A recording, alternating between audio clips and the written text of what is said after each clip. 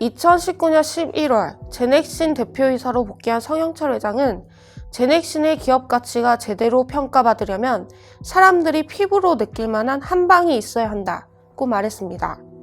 바이오 기업이라면 다른 무엇보다 신약 개발에서 성과를 내야지만 시장에서 기업 가치를 인정받을 수 있다는 얘기입니다. 성 회장은 국내 바이오 벤처 1세대로 1999년 제넥신을 설립하고 벌써 20년 넘게 신약 개발에 공을 들이고 있습니다. 제넥신은 2025년까지 모두 7종 신약 후보 물질의 품목 허가를 신청한다는 계획을 세워두고 있습니다. 우선 올해는 자궁경부암 치료 백신 GX1882와 코로나19 백신 GX19N의 조건부 승인을 신청한다는 계획을 세워두고 있습니다. 자궁경부암 치료 백신과 코로나19 백신이 조건부 승인을 받게 되면 제넥신에서도 비로소 첫 번째 신약이 탄생하게 되는 셈입니다. 제넥신은 2009년 코스닥에 상장한 뒤 2015년 한 해를 빼고 줄곧 영업적자를 내고 있습니다.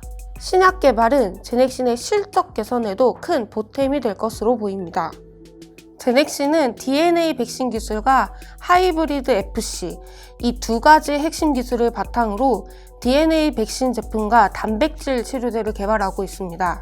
단백질 치료제인 항암 면역 치료제, 지속형 인간 성장 호르몬, 빈혈 치료제 등을 개발하고 있습니다.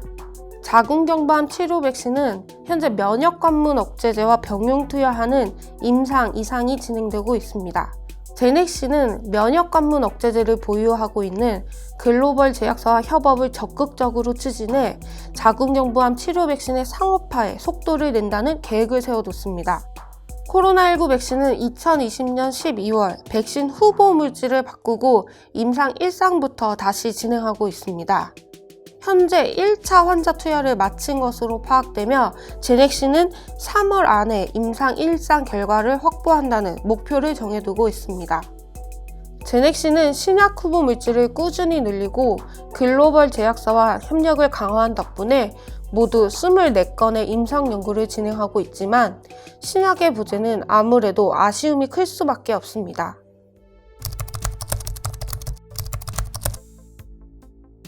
제넥신은 코로나19 백신 개발을 끝까지 완주하겠다는 의지가 강합니다.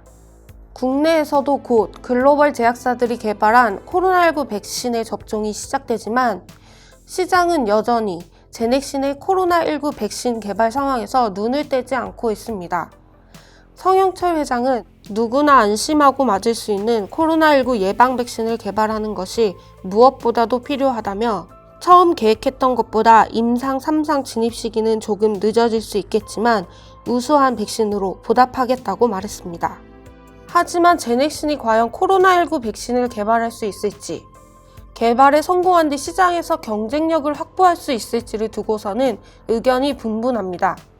백신은 제조 방식에 따라 여러 가지로 나뉘는데 글로벌 제약사 화이자나 모더나가 개발한 백신이 mRNA 백신이고 제넥신은 DNA 백신을 개발하고 있습니다.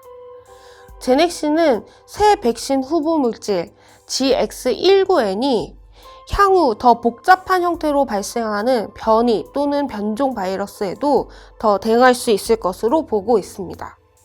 변이 바이러스의 확산으로 코로나19와 전쟁이 두 번째 국면으로 접어들 가능성이 큰데 이러면 제넥신의 코로나19 백신은 경쟁력을 확보할 수 있게 됩니다. 이미 코로나19 백신 상용화에 성공한 화이자나 모더나도 변이 바이러스에 대응할 수 있는 개량 백신을 개발하는 방안을 검토하고 있는 것으로 알려집니다. 반면 mRNA 백신이 이미 상용화된 마당에 DNA 백신이 경쟁력을 갖출 수 있을지 의구심을 품는 시선도 있습니다. mRNA 백신과 DNA 백신은 항원을 만들어내는 유전자를 투여한다는 점에서 공통점을 지니는데 DNA 백신이 mRNA 백신과 비교해 약물이 인체 세포에 투입되는 효율이 더 낮기 때문입니다. 일각에서는 제넥신이 코로나19 백신 개발에 성공할 수 있을지를 두고 물음표를 보내기도 합니다. 영장류를 대상으로 상용화한 DNA 백신은 있지만 사람을 대상으로 상용화한 DNA 백신은 아직까지 출시되지 않았습니다.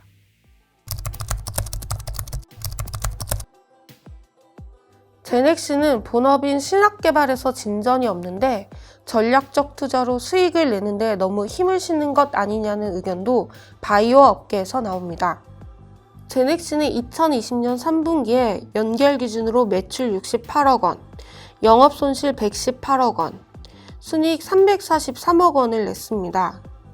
신약을 개발하는 바이오 기업이라면 아직 매출이 적고 연구개발비가 차지하는 비중이 높아 손실을 내는 게 이상하지 않지만 순이익이 발생하는 점은 다소 의아하게 보입니다. 이는 제넥신이 지분 6.14%를 보유하고 있는 중국 파트너사 아이맵 바이오파마의 지분 가치가 늘어났기 때문입니다. 제넥신은 신약 후보 물질을 기술 이전할 때 상대 기업의 지분을 확보한 뒤 연구개발에서 협력을 강화하고 기업 가치의 동반 상승을 꾀하는 오픈 이노베이션 전략을 추진하고 있습니다. 성영철 회장은 이를 윈윈 전략이라고도 표현합니다.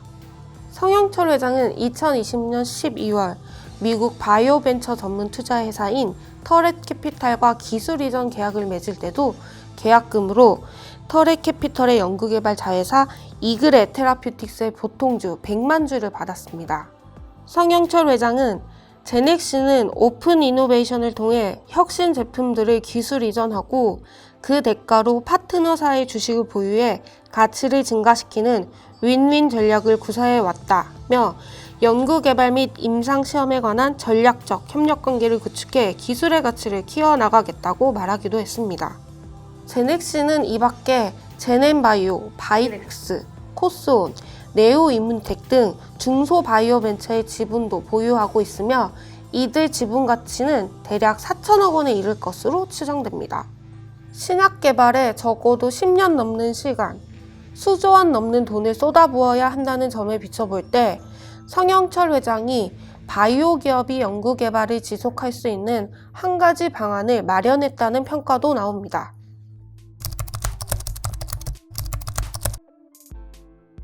최근 1년 동안 제넥신 주가는 코로나19 백신 개발 소식을 따라 움직여 왔습니다. 2020년 3월 5만원대이던 주가는 코로나19 백신 임상 진입 소식에 차츰 오르더니 7월 10만원대를 처음 넘어섰고 8월 17만원대까지 치솟았습니다. 제넥신은 코스닥에 입성한 지 10년이 넘었는데 코로나19 백신 개발 기대감에 처음으로 10만원대를 돌파한 것이죠. 그러다가 2020년 12월 제넥신이 코로나19 백신의 후보 물질을 바꾼다고 발표하자 주가는 다시 13만원대, 10만원대로 떨어졌습니다. 제넥신 주가는 2021년 1월 10만원대 안팎에서 거래되고 있습니다. 앞으로도 제넥신 주가는 코로나19 백신 임상 상황에 따라 출렁일 것으로 보입니다.